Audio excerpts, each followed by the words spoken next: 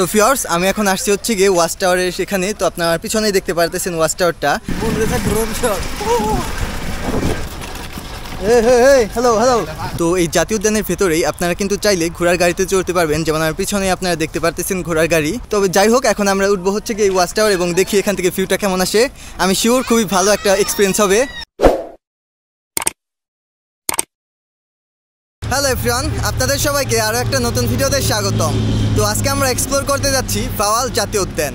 তো আমি কিন্তু এখন দাঁড়িয়েই আছি ভাওয়াল জাতীয় উদ্যানের সামনেই। আমার পিছনেই আপনারা দেখতে পারতেছেন মেইন গেটটি। তো যাই হোক, আজকের এই ভিডিওতে আমি আপনাদের ঘুরে দেখানোর চেষ্টা করব এই সম্পূর্ণ জাতীয় উদ্যানটি, এর ইতিহাস, এর ঐতিহ্য, এখানে কোন ধরনের প্রাণী বা উদ্ভিদ আছে, এই সকল কিছু জানানোর চেষ্টা করব। এবং একই সাথে আমি আপনাদের জানানোর চেষ্টা করব আপনারা ঢাকার বিভিন্ন প্রান্ত থেকে কিভাবে খুব সহজেই এখানে আসতে পারবেন। তো চলুন কথা না বাড়িয়ে আমরা এখন চলে যাই জাতীয় উদ্যানের ভেতরে।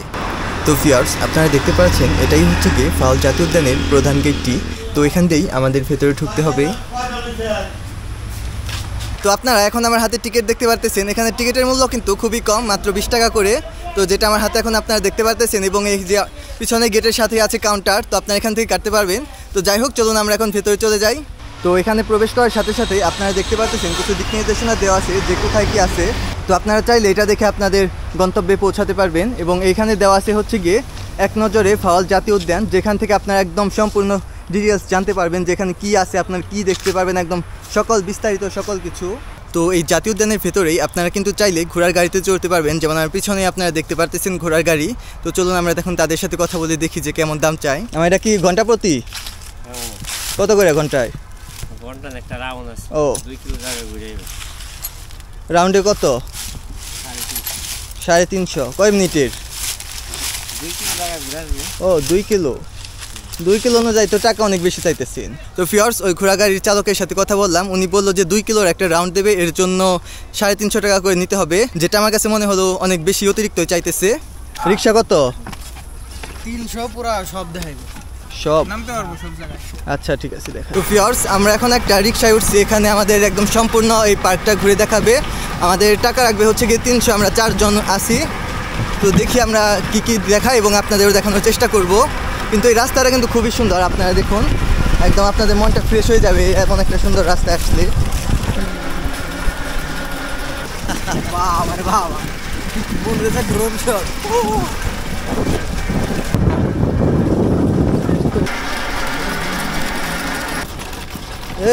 Hello hello. বানরগুলো আছে, আগলায় বানর ঘোরার ও এইগুলা নিয়ে গেছে সব সাফারি করতে কি করোনার সময় সব কিছু। তো ভিউয়ার্স আমি এখন আসছি হচ্ছে গিয়ে ওয়াচ টাওয়ারের সেখানে। তো আপনারা পিছনেই দেখতে পারতেছেন ওয়াচ টাওয়ারটা, এবং এই পাশে কিন্তু মাঠ আছে। আপনারা চাইলে বন্ধুরা মিলে এসে এখানে ক্রিকেট বা ফুটবল যে কোনো কিছু খেলতে পারবেন। তবে যাই হোক, এখন আমরা উঠবো হচ্ছে গিয়ে এই ওয়াচ টাওয়ার এবং দেখি এখান থেকে ভিউটা কেমন আসে। আমি শিওর খুবই ভালো একটা এক্সপিরিয়েন্স হবে। এটা কিন্তু খুবই উঁচু একটা ওয়াচ টাওয়ার, হয়তো বা 5-6 তলার মতো হবে। চলুন আমরা এখন উপরে উঠে যাই। এটা হচ্ছে গিয়ে সিঁড়ি, এখান দিয়ে উঠতে হবে। তো এই সিঁড়িগুলাও খুবই সুন্দর, একদম কমফোর্টেবল স্টেপগুলা। তো আপনাদের উঠতে খুব একটা কষ্ট হবে না, যেটা ভালো। এখান থেকে অলরেডি কিন্তু ভালো লাগতেছে। আমরা তো অনেক উঁচাই উঠবো, চলুন যাই। তো ভিউয়ার্স আমরা এখন একদম উপরে চলে আসছি, আপনারা দেখতে পারতেছেন।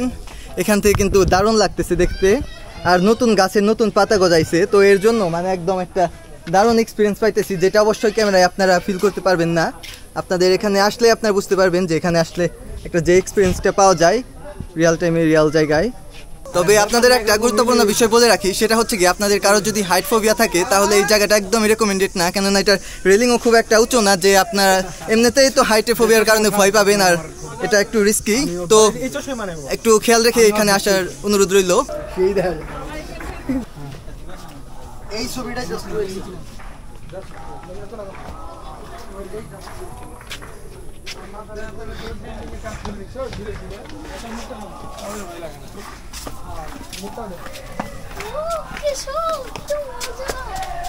তো ভিউয়ার্স আমরা ওই টাওয়ার থেকে নেমে তারপর ওই যেখান থেকে আমরা রিক্সায় চড়ছিলাম, তারপর সেখানে রিক্সায় চড়ে আবার ফিরে আসছি।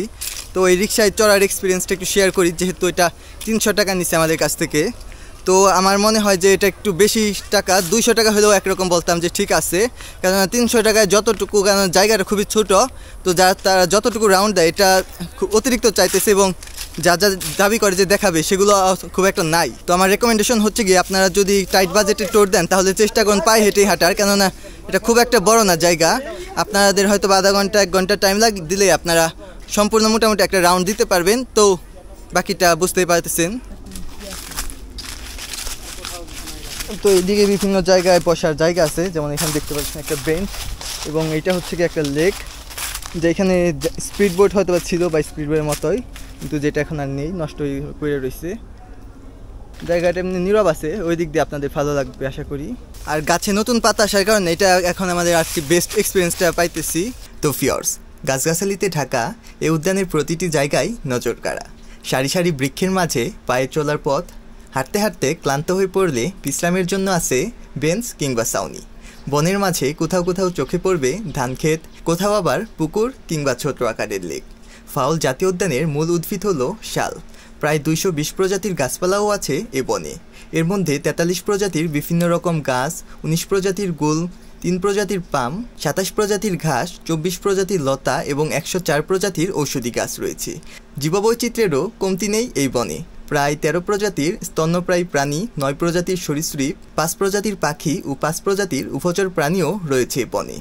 এছাড়া ফাউল জাতীয় উদ্যানের ভেতরে আছে বেশ কয়েকটি বনভোজন কেন্দ্র। এগুলোর নামও বেশ মজার: আনন্দ, কাঞ্চন, সোনালু, অবকাশ, অবসর, বিনোদন, আরও কত বাহারি নামের বনভোজন কেন্দ্র। এখানকার কটেজগুলোও বাহারি নামের: বকুল, মালঞ্চ, মাধবী, চামেলি, বেলি, জুই ইত্যাদি। নামের মতো এগুলোর পরিবেশও ভিন্ন আমেজের। পিকনিক স্পট কিংবা রেস্ট হাউস ব্যবহার করতে হলে বন বিভাগের মহাকালী কার্যালয় থেকে আগাম বুকিং দিতে হয়। তো ভিউয়ার্স, চলুন আমরা এখন কিছু গুরুত্বপূর্ণ বিষয় নিয়ে কথা বলি, যেগুলো আমার মনে হয় এখানে আসার আগে আপনাদের সকলেরই জানাটা খুবই জরুরি। তো এর প্রথমে আমি আপনাদের যেটা বলবো সেটা হচ্ছে গিয়ে আপনারা নিরাপত্তার কথা বিবেচনা করে চেষ্টা করুন আপনারা একটা গ্রুপ বানিয়ে বা কয়েকজন বন্ধু মিলে আসার, কেননা সেক্ষেত্রে আপনারা একটু বেশি নিরাপদ ফিল করবেন, আর এক্সপিরিয়েন্সটা তো কয়েকজন বন্ধুরা মিলে একসাথে ঘুরতেই বেটার হয়। আরেকটা গুরুত্বপূর্ণ বিষয় হচ্ছে গিয়ে আপনারা এই ন্যাশনাল পার্কে আসার সময় সাথে পানি, ক্যাপ, সানগ্লাস, তারপর অ্যান্টিসেপটিক ক্রিম এসব নিয়ে আসার চেষ্টা করুন। আপনাদের লাস্ট যে পরামর্শটা দেবো সেটা হচ্ছে গিয়ে আপনারা এই বনে হাঁটাহাঁটির সময় বা চলাচলের সময় এই বনের পরিবেশটা রক্ষা করার চেষ্টা করুন। এই বনের কোনো ক্ষতি সাধন হয় এমন কোনো কাজ করা থেকে বিরত থাকুন। তো বন্ধুরা, চলুন আমরা এখন জেনে নিই আপনার কিভাবে ঢাকার বিভিন্ন স্থান থেকে খুব সহজেই এই জায়গায় মানে ফাউল জাতীয় উদ্যানে আসতে পারবেন। তো বন্ধুরা, গাজীপুর সদর থেকে ফাউল ন্যাশনাল পার্কের দূরত্ব মাত্র 3 কিলোমিটার। জয়দেবপুর চৌরাস্তা পার হয়ে একটু সামনে গেলেই হাতের ডান দিকে আপনারা দেখতে পাবেন ফাউল ন্যাশনাল পার্কে প্রবেশের প্রধান গেটটি। আপনারা ঢাকা থেকে নিজস্ব গাড়িতে কিংবা ময়মনসিংহগামী যে কোনো বাসে চড়ে ফাউল জাতীয় উদ্যানে আসতে পারবেন। আবার গুলিস্তান থেকে প্রভাতী বা বনশ্রী পরিবহনের বাসে উঠে ন্যাশনাল পার্কের 3 নম্বর গেটে নামার কথা বললে সরাসরি ফাউল জাতীয় উদ্যানের প্রধান গেটেই নামতে পারবেন। বাস এবং স্থানভেদে জনপ্রতি ভাড়া লাগতে পারে 80 থেকে 100 টাকা। তো ভিউয়ার্স, আজকের এই ভিডিওতে আমি আপনাদের এই সম্পূর্ণ জাতীয় উদ্যানটি ঘুরিয়ে দেখানোর চেষ্টা করেছি, জানানোর চেষ্টা করেছি এর ইতিহাস। আশা করি সব কিছু মিলিয়ে এখন আপনারা বুঝতে পারছেন এখানে আসলে আপনারা কী কী দেখতে পারবেন, এখানে আসলে করণীয় বর্জনীয় সকল কিছুই আমি আপনাদের সামনে তুলে ধরার চেষ্টা করেছি। তো আশা করি সব কিছু মিলিয়ে এই ভিডিওটি আপনাদের জন্য হেল্পফুল ছিল। যদি এই ভিডিওটি ভালো লেগে থাকে তাহলে অবশ্যই এই ভিডিওতে একটা লাইক দিবেন এবং চ্যানেলটি সাবস্ক্রাইব করার অনুরোধ রইল, কেননা এটা আমাকে সামনে গিয়ে যাওয়ার জন্য অনুপ্রেরণা যোগাবে। যাই হোক, আপনাদের সাথে আবার দেখা হবে নতুন কোনো ভিডিওতে, নতুন কোনো জায়গায়। সে পর্যন্ত ভালো থাকবেন। Bye bye.